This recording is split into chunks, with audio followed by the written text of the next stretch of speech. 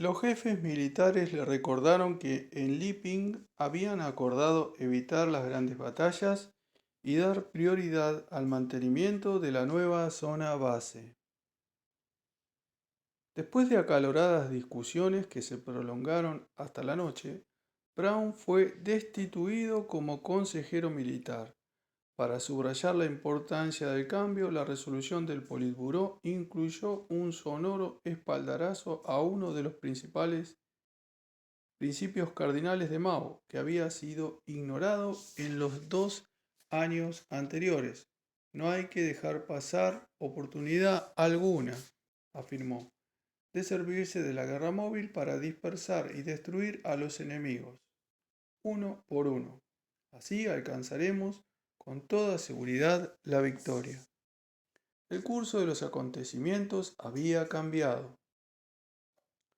La vieja cadena de mando, bajo el dominio de la Troika, se había desintegrado. Como medida transitoria se acordó que todas las decisiones importantes se remitiesen al conjunto de los dirigentes. La vieja estrategia había sido abandonada. Debían elaborar una nueva para reemplazarla. Durante las primeras horas del día de Año Nuevo, el Politburó acordó convocar un congreso de mayores dimensiones en Suni, con 3 objetivos: revisar el pasado, determinar qué había ido mal y esbozar un rumbo para el futuro. Se preparaba el escenario para el acto decisivo. Deng Xiaoping, hombre corpulento, de corta estatura y con la cabeza en forma de bala a medio rapar, contaba entonces 30 años.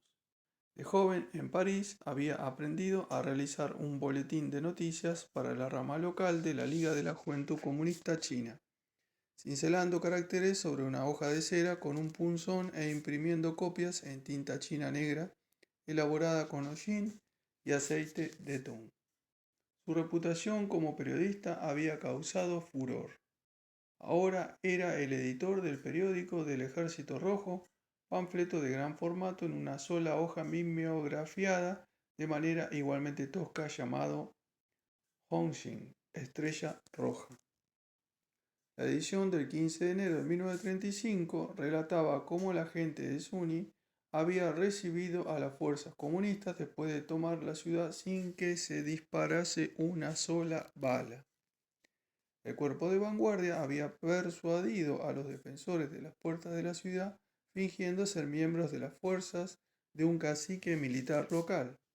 Otros artículos describían con términos vívidos la imagen del ejército rojo en los corazones de las masas y apuntaban el establecimiento de un comité revolucionario para la administración de la ciudad.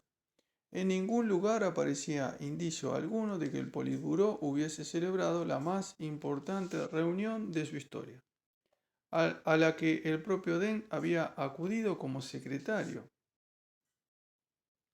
Una reunión tan secreta que durante un mes los oficiales veteranos del partido fueron mantenidos en la ignorancia de las decisiones allí tomadas hasta que los líderes se volvieron a reunir para decidir cómo debían serles comunicadas las noticias. 20 hombres se congregaron aquella noche en el piso superior de un bello edificio rectangular de 2 plantas, construido con ladrillos gris oscuro y rodeado por un porche exterior con columnas.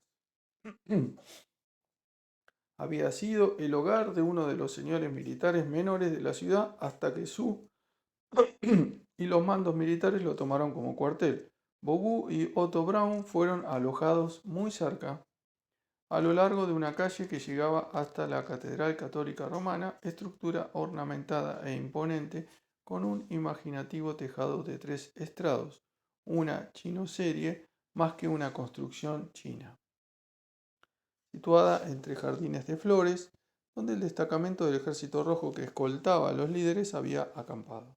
Mao y sus 2 aliados, Zhang Wentian y Zhang Xiaxiang, con 6 escoltas, estaban en la casa de otro jefe militar, decorada en madera y con ventanas de vidrios de color, al otro lado de la ciudad. Desde su llegada, una semana antes, Mao había estado procurándose alianzas. Preparativos ya habían acabado, ambos bandos estaban preparados para la batalla. En palabras de Otto Braun, lucha partisana habían estado orientados a hacer lo posible de que con el uso demagógico de errores organizativos y tácticos era obvio que Mao deseaba vengarse. En 1932 su poder militar y político había sido aniquilado. Ahora surgía la posibilidad, los años de lucha partisana habían estado orientados a hacer lo posible, de que con el uso demagógico de errores organizativos y tácticas aislados, pero sobre todo a través de aserciones inventadas e imputaciones calumniosas, pudiese desacreditar a la cúpula del partido y aislar a Bogu. Se rehabilitaría completamente a sí mismo y tomaría el ejército en sus manos, subordinando al partido mismo bajo su voluntad. La pequeña y repleta habitación en que tuvo lugar la reunión dominaba sobre un patio interior. En el centro, un brasero de carbón lanzaba sus débiles ardores al húmedo y crudo frío del invierno de Suni. Wang Xiaxian y otro general herido yacían confortablemente en tumonas de bambú. Brown y su intérprete permanecían sentados, alejados del grupo principal, junto a la puerta. Bogu, como líder del partido en funciones, presentó el informe central, justificó que la pérdida de la base roja y los desastres militares que se habían seguido se debían no a errores políticos, sino a la fuerza abrumadora del enemigo y al apoyo que los nacionalistas habían recibido de las potencias imperialistas. Zhou Enlai fue el siguiente en hablar. Reconoció haber cometido errores, pero no admitió que la estrategia fuese en sí misma errónea. Zhou todavía tenía la esperanza de salvar algo de las ruinas. Mao inició entonces su ataque. Brown recordaba, 40 años después, que no, que no habló de manera espontánea como acostumbraba, sino siguiendo un manuscrito preparado concienzudamente. El problema fundamental, dijo Mao, no era la fuerza del enemigo, sino el hecho de que el partido se había desviado de la estrategia básica y los principios tácticos con que el Ejército Rojo en el pasado había alcanzado las victorias. Nota 22. No se ha conservado el texto del discurso de Mao, pero las dos versiones de la resolución aprobadas en la reunión se basan claramente en él. O en otras palabras, de la dúctil estrategia de guerrilla que él y Su habían desarrollado. De no haber sido así, declaró, el acoso nacionalista probablemente habría sido vencido. En lugar de ello, se ordenó al Ejército Rojo hacer una guerra defensiva y posicional, construyendo búnkeres para contrarrestar los del enemigo, dispersando sus fuerzas en un intento vano de preservar cada pulgada de territorio comunista y abandonando la guerra itinerante. La cesión provisional de territorios era justificable, decía Mao, pero no lo era comprometer el poder del Ejército Rojo porque solo a través del ejército y solo el ejército podía ser recuperado el territorio. Sin tapujos, Mao atribuyó la responsabilidad de esos errores a Otto Braun. El consejero del Comintern había impuesto tácticas equivocadas al ejército, indicó, y sus rudos métodos de dirección habían desembocado en fenómenos absolutamente anómalos dentro del Consejo Militar, en alusión a los métodos insolentes y dictatoriales que habían generado un extendido resentimiento. Bogu, declaró Mao, había fracasado en su cometido de desempeñar un correcto liderazgo político, permitiendo que los errores militares continuasen impunemente. Cuando Mao tomó asiento, Wang Xiaxin lanzó su propia diatriba en contra de los métodos de Brown. Le siguió Zhang Wentian, otro líder formado en Moscú. He Kaifeng salió en defensa de Bo. Algunos de los presentes, como Chen Yun, antiguo trabajador de imprenta muy próximo a Su en Shanghái, consideró que el ataque de Mao había sido parcial. A pesar de no desempeñar función militar alguna, Chen era un miembro del comité permanente y Su sus opiniones eran de peso. Pero los comandantes de base, cuyos ejércitos habían pagado el precio de los errores de la Troika, no dudaron en absoluto. Peng de Huay, general tosco y sin pelos en la lengua, tan solo preocupado por dos cosas en la vida, la victoria de la causa comunista y el bienestar de sus hombres, comparó a Brown con un hijo pródigo que había malgastado los bienes de su padre, en alusión a la pérdida de la zona base a la que Peng, junto a Mao y Su, habían dedicado tanto tiempo y sangre.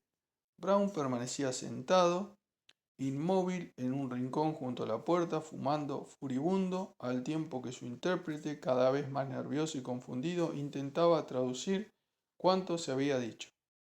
Cuando finalmente tomó la palabra, rechazó en bloque las acusaciones. Solo era un consejero, dijo, los comandantes chinos, no él, eran los responsables de las políticas seguidas. Aquello era una hipocresía. En los años 30, bajo Stalin, los representantes del Comintern, incluso los consejeros, tenían poderes extraordinarios. No obstante, había algo de verdad en lo que dijo. Brown no poseía la última palabra en los asuntos militares. La tenía Zhou Enlai. Mao era consciente de que Zhou era su verdadero adversario. Lo conocía desde que Zhou llegó a la base roja a finales de 1931, cuando le arrinconó sin contemplaciones.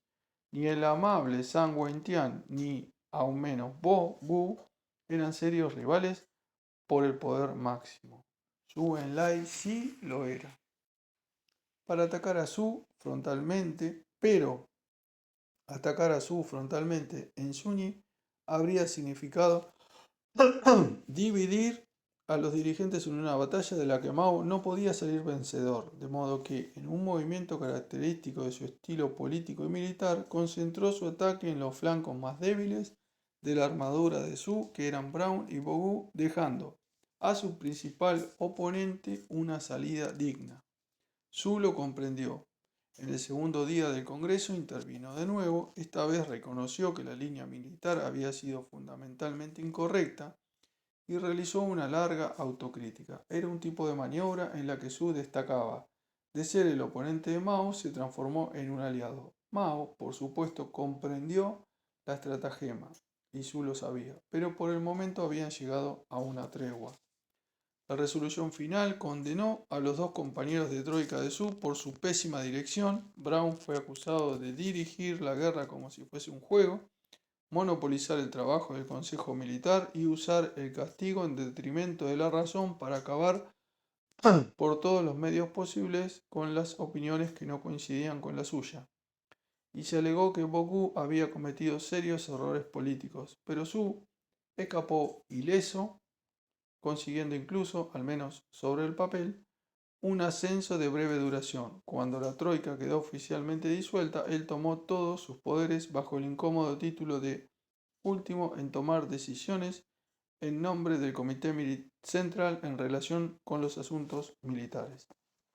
Su participación en la debacle que había precedido la conferencia de Zhuhai se pasó por alto silenciosamente. La resolución condenaba las elefantinas columnas de apoyo que habían ralentizado el avance, pero se obviaba el hecho de que era Zhou quien las había organizado.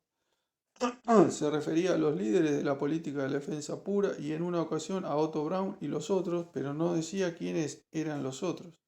A Zhou se le mencionaba de manera explícita en una única ocasión, en tanto que había entregado el informe complementario que seguía al de Bogu. Incluso así, en todas las copias de la resolución, excepto en las distribuidas entre los dirigentes de más alto rango, el espacio que deberían ocupar los 3 caracteres de su nombre fue dejado en blanco. Mao fue admitido en el comité permanente del Politburó y se convirtió en el principal consejero militar de Zhou. Podría parecer poca recompensa para 2 años en el desierto, pero como ocurre tantas veces en China, el espíritu de este tipo de decisiones contaba mucho más que la letra. Incluso Brown reconoció que la mayoría de los que había en la reunión acabaron uniéndose a Mao. En el espíritu, Mao había triunfado. Su, a pesar de su nuevo título, quedaba identificado con los dirigentes desacreditados cuyas políticas habían sido condenadas. Pero durante los meses siguientes el espíritu se revistió de carne. A principios de febrero, Bogu fue sustituido como jefe en funciones del partido por el aliado de Mao, Zhang Wentian. Un mes más tarde se creaba una jefatura del frente con Su como comandante y Mao como comisario político, adquiriendo efectivamente buena tarde el control operativo de Su. Poco después, su poder se resintió aún más con la creación de una nueva troika formada por Su, Mao y Wang Xianxian. A principios de verano, cuando el Ejército Rojo logró cruzar el río de la Arena Dorada hasta Sichuan, Mao se había posicionado como su incontestable líder. Otras, otras batallas aguardaban en el futuro. Pasarían 8 años más antes de que Mao se convirtiese de manera formal en presidente, título que mantendría hasta su muerte. Pero el desafío de Su había acabado, lo pagaría con creces.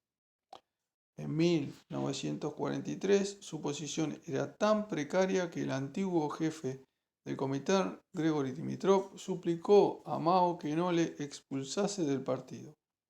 Y Mao no lo hizo. No por Dimitrov, sino porque Su era demasiado útil para ser desperdiciado. El futuro primer ministro, en lugar de ser expulsado, fue humillado. En el nuevo Comité Central del Partido, formado 2 años después, Su figuraría en el 23º lugar.